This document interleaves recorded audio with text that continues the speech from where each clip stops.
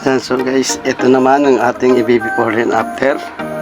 So, pinay-renorum ko, wasak-wasak na. Ito sa kwarto, oh. So, bibigyan naman natin siya ng kaayusan.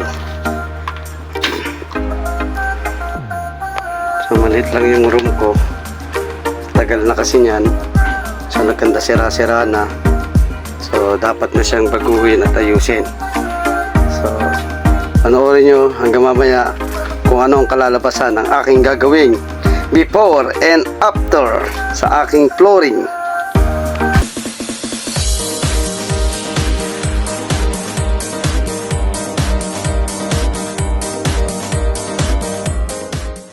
Yan. Sabi mo kasi dati, rinolyo mo na lang yung hubs ko, huwag mo na paano tiles.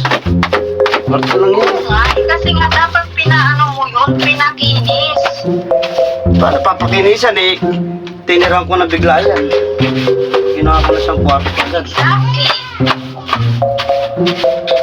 Dahil nga nakabang to sa pagpapatiles. Paano siya pakikinisin eh? Yung plano natin, papatiles.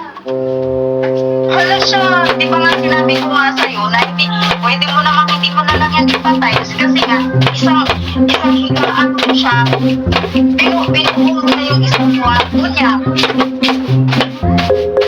Ay, dipinil ko naman siya. Kaya lang tanong, didikit kaya ibig. So, subukan ko lang ngayon. Kung tuyo naman siguro didikitan, kaya lang, dapat kasi pinano yun eh.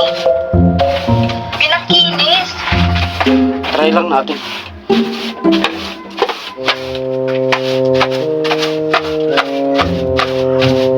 Ganda na ng kwarto, tignan mo. Ay, ng kwarto. Ng sala, tignan mo. Ang ganda ng pagkakaayos ko. Ganun pa rin naman, wala nang pinagbago. Ganun, bakit nasend mo na ba sa'yo yung video? Alam mo, pag nag-video ka, hindi yung puro ilaw yung parang kulay ng ano, iilawan mo siya ng maliwanag para maklaro talaga kung maganda yung view o hindi. Yung view, hindi yung ilaw yung na ano. Nilawan ko na rin siya.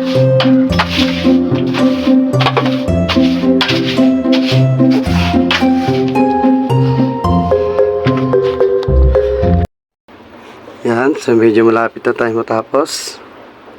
So yan na yung tsura ng ating ginagawa ngayon. Yeah. Mas gumanda sa tignan.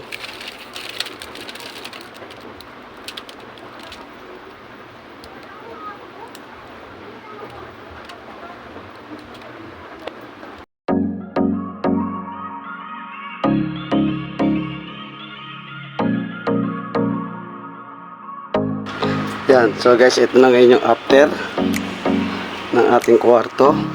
Yan. So, simple na, no? Yan.